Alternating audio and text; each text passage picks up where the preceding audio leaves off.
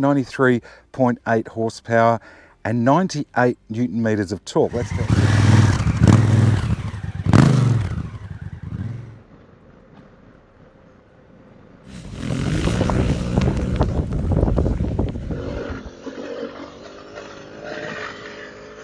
Hi, I'm Steve. Welcome to Stand Up Moto, and this is my review of the Honda CRF 1000 Africa Twin.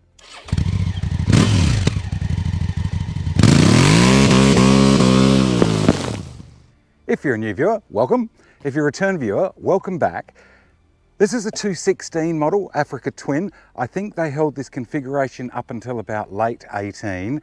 And if you're in the market for a second-hand big, or what I would term heavyweight adventure bike, I think it's probably hard to go past this if you do a lot of off-road work.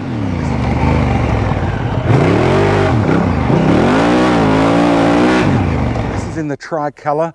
Now this was Honda's legendary colour scheme, the red, white and blue with the gold rims that they first introduced, I think, in the 80s for the Paris-Dakar. Powering the Big Africa is a 4-stroke parallel twin. Now it's a twin cylinder, single overhead cam, 4 valves per cylinder. It's 998 cc, so just shy of that 1000 cc. It's got quite a big bore. It's a 92mm bore with a 75mm stroke. So 92 round, 75 up and down. That allows it to rev. It's a 10:1 compression ratio.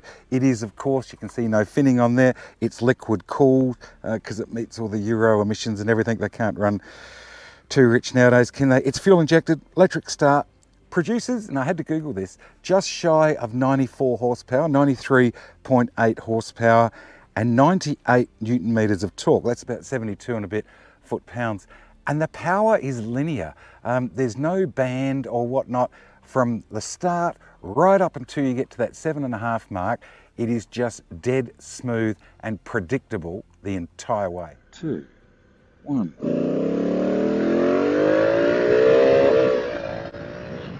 Wow. Yeah, how good's that?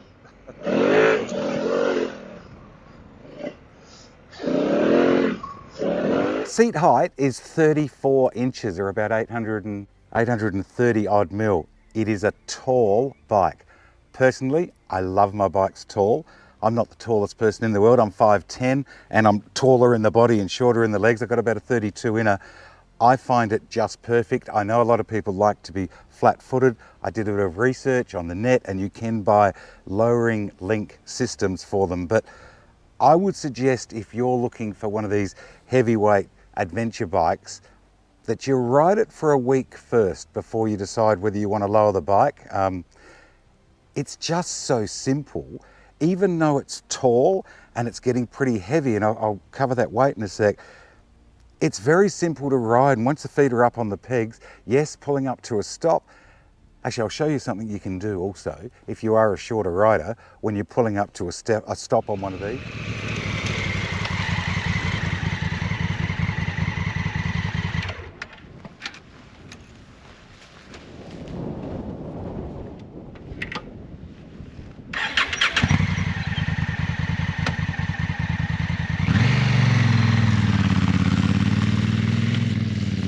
So on the dirt, that's simple enough to do. I mean, you'd look like a bit of a dick doing that on the road, of course, but on the dirt tracks and off-road, that is really easy. I did it in the sand. I did it in a whole lot of different scenarios to see what it was like. Simple to do. Weight-wise, now, this being the DCT is 10 kilos, or about, what would that be, about 22 pound heavier than the manual. Comes in at 242 kilos, I think, which is about 530 odd pound. Maybe a little over 530 pound. It sounds heavy. I mean, it's not as heavy as some. It's my Tenere. I think that's up around 260 kilos. That's getting pretty heavy. And of course, the BMW is pretty heavy as well. If you've seen my previous videos, you'll know I've had the GS BMW. And of course, I love my Tenere. That is a terrific bike. But this bike is far better off-road.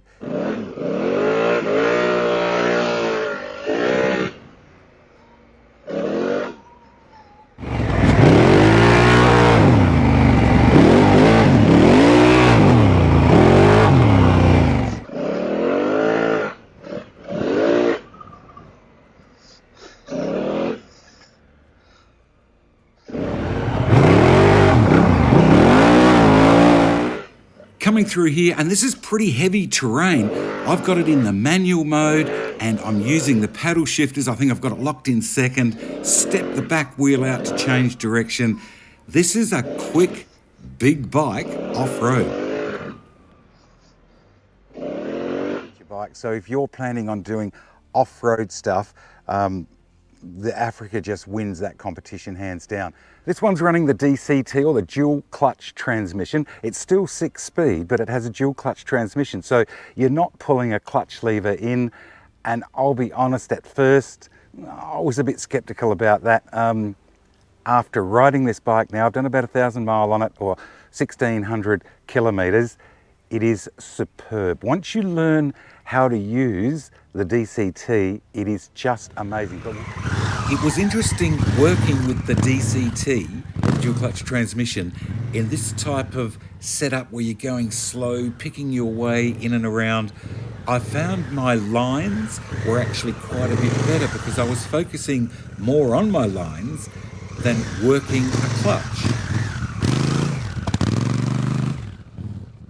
Rear rim is an 18-inch, as you can see, alloy spoked rim tubes. It's not tubeless, so if you're going on your long distance adventure type rides, you need to carry a tube with you, of course. The tyre is a 150/70 18, and of course it's a tube tyre. This one's running Dunlop Trail Max Missions. I could have cleaned that rear rim, couldn't I, before I did this? But anyway, I've just been out riding. Not a bad tyre, and it seems to work fairly well on this bike. You can see though, I've started to really chunk it up here, and that's doing a bit of dirt road, well, a lot of dirt road riding and that sort of thing. Look, I don't think it's going to matter what tyre you put on the back of a bike with this amount of horsepower and this weight. You are going to chew it out, but oh wow, it's fun chewing it out.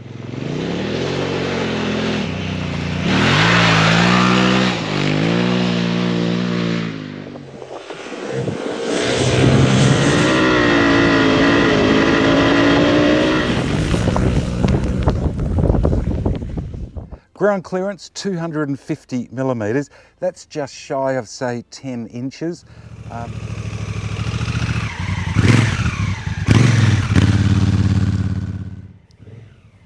I've got the suspension set up fairly soft for me, but you could have it quite a bit harder if you wanted.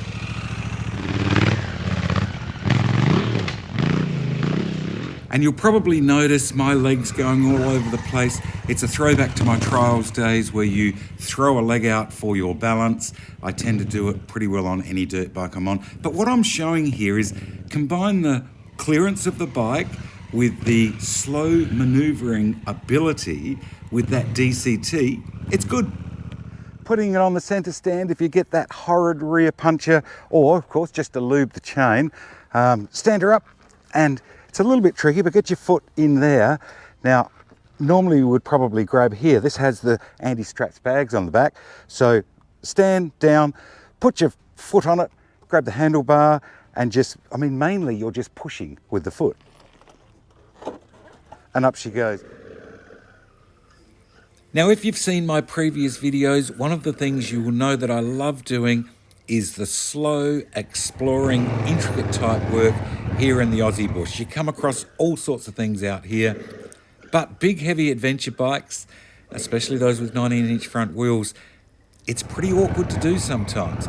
The Africa, combining its 21-inch front wheel with its 10 inches of ground clearance and that dual clutch transmission, you put it into manual mode, lock it in first gear, and it's great. I mean, you can't stall it.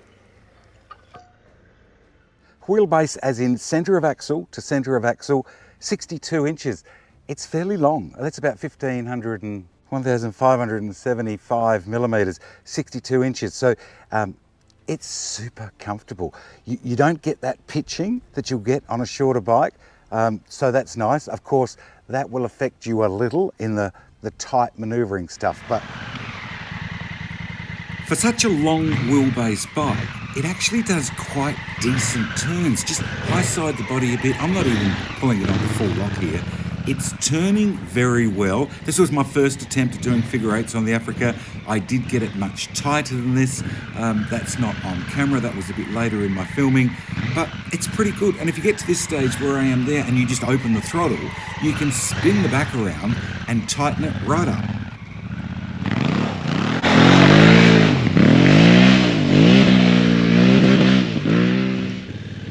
Camber ramps are great. You don't have to have a berm to turn this thing. Use the momentum of the bike.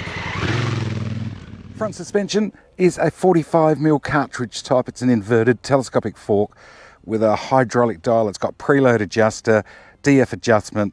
They are really good forks, but I have heard on the standard model they can be a bit soft. You can see this has had the Hoey enhanced suspension kit put through the front and rear shock on this bike. The suspension is superb.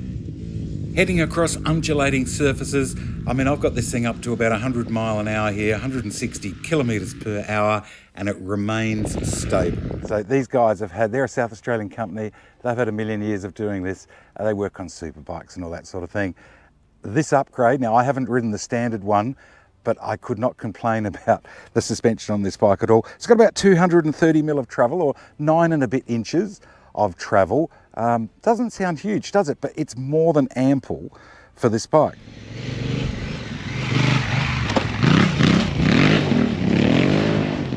While we're down the front, of course, two 310mm floating hydraulic discs, the rotors there. And look, they're not bad. They've got 4-piston calipers in them, and they run those, sintered metal pads. The brakes are adequate, but not fantastic. I mean, they pull the bike up quite well.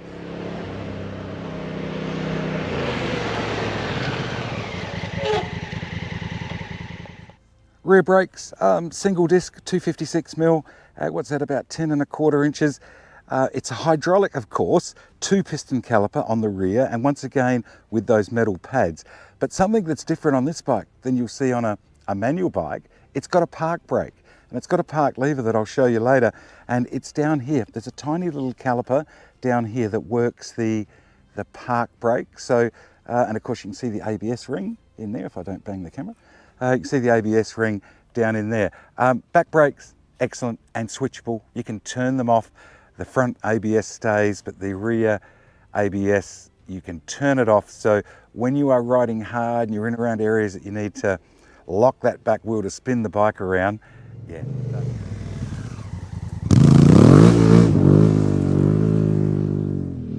Flick turns, leading with the brake, it does well.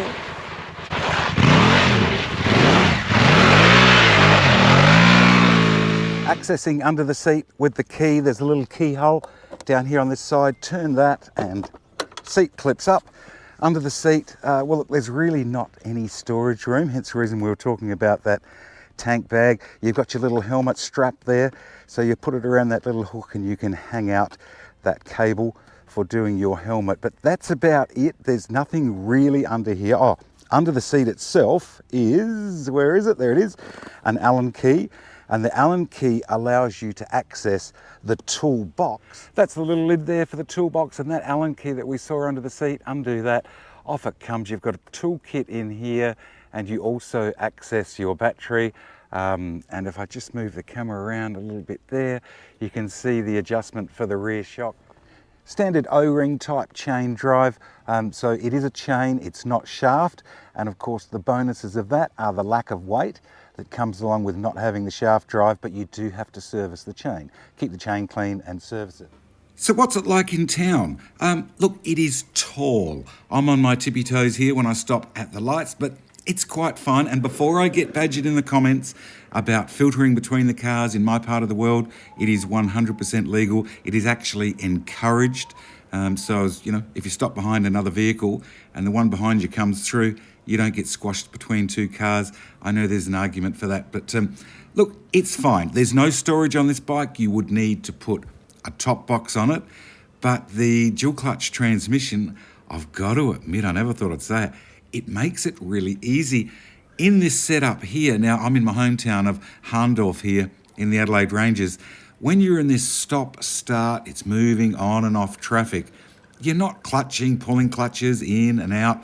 Just put it in the drive mode, much the same as you would do in an automatic car. But of course, this has no torque converter, so it's not an automatic as such. Up in the cockpit, it's a pretty nice place to be. Kill switch and start on the same switch.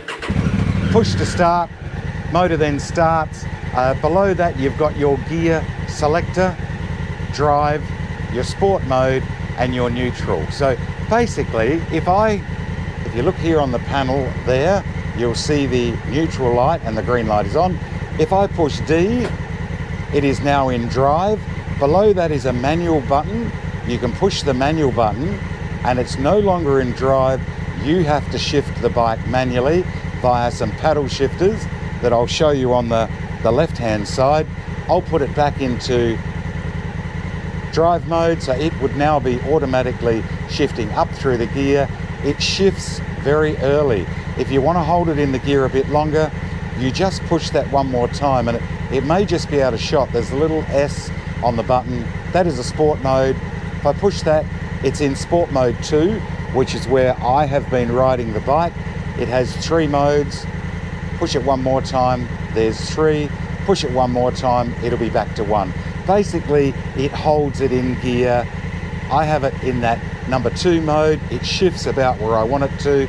If you've got it up here in the 3rd mode, it will hold the gear right through until redline. It's just wonderful. If we come across to the left-hand side, those paddle shifters that I was talking about. So when it is, I'll just put that back in neutral. When it's in drive mode, you can still shift down automatically, and I tend to do that, have it in drive, sport mode 2, but I like to use that engine braking. I push down through and it'll go down through the gears, and then on the back here, you can't see it, it's just out of shot here, is another paddle, much the same as motor cars nowadays, like a quick shift setup. You can paddle up through the gears or down through the gears if you don't want to use the auto mode. I use a combination of both, automatic for the upshifts and manual for the downshifts. You have your indicators, 1, 2, horn. This one here scrolls through. You can see total kilometers, 27,722. Push it once, it's on trip point A. Push it again, trip B. And you also have on the back here, once again, just out of shot, a switch you can pull, and this is my favorite switch. If you look up on the panel, when I pull that, 2 seconds, traction control, there's a T, it now has a line through it, traction control is off.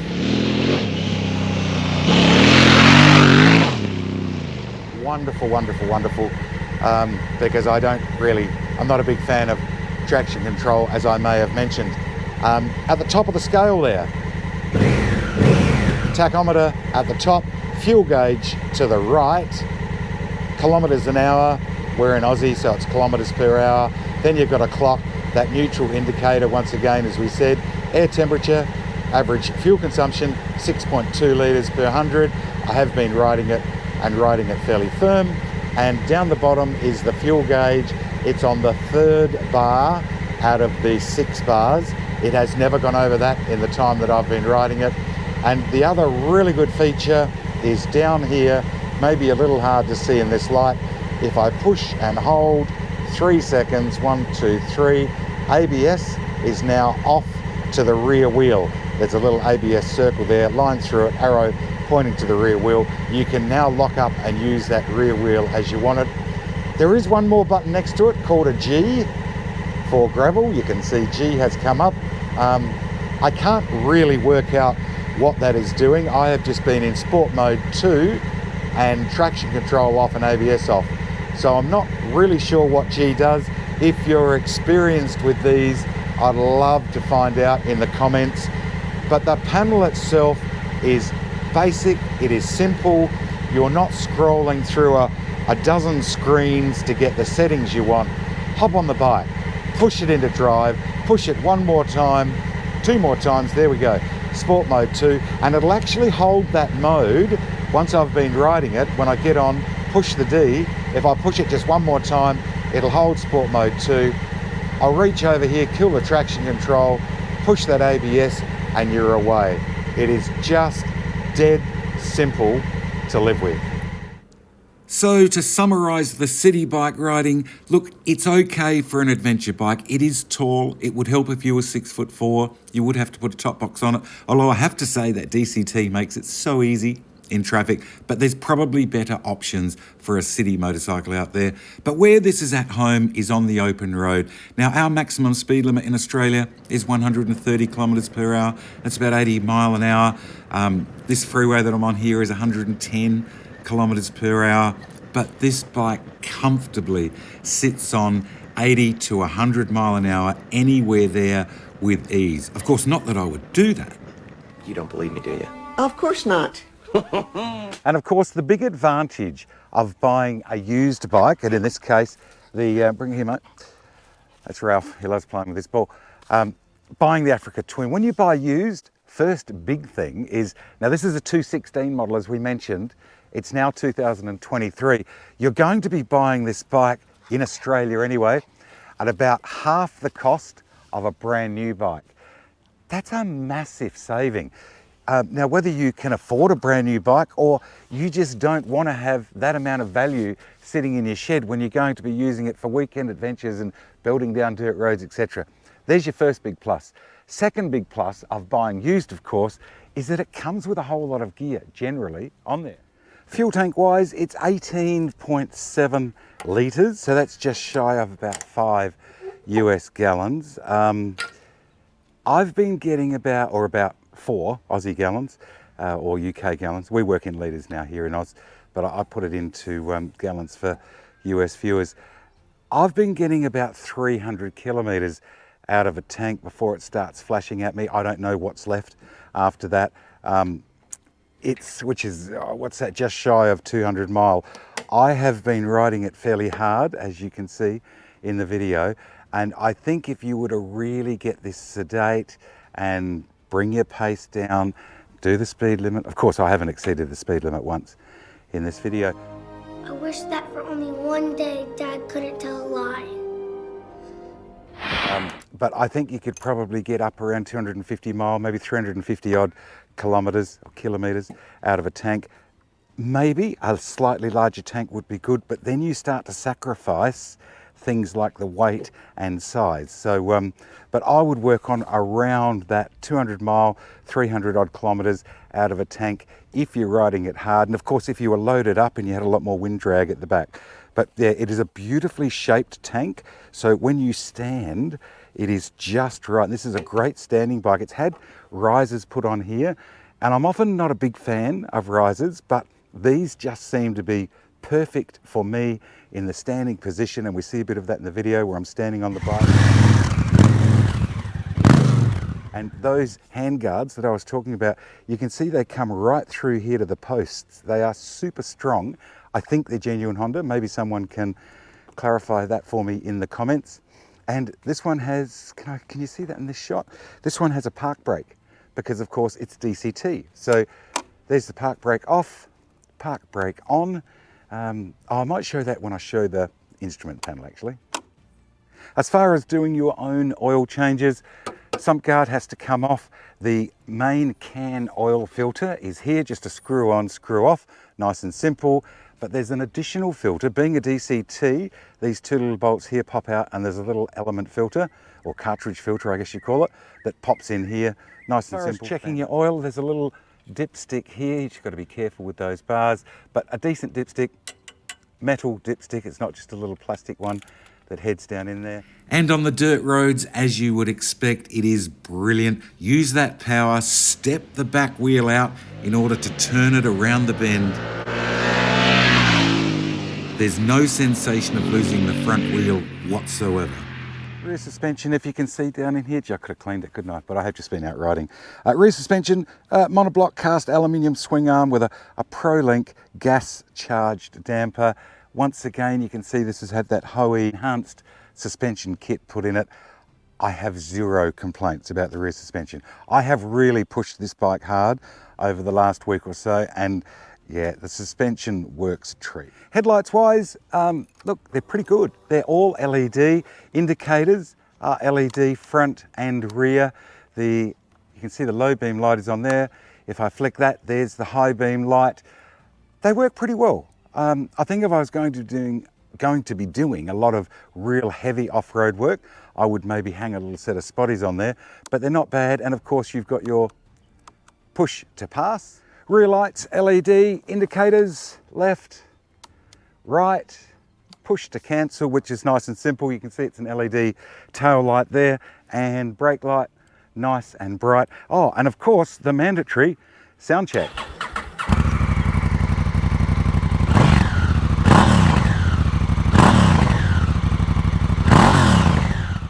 Decent solid hand grab rails on the back of the bike. You've got the 4 bolt holes there, so if you want to fit a top box, a Gibby type box or whatever on the back, yeah, all good, neat and solid. I know some of the big bore bikes grab them here and it actually flexes on the handle, but yeah, not bad. Rear passenger seat, it's a separate seat as we saw before, 2-piece seat.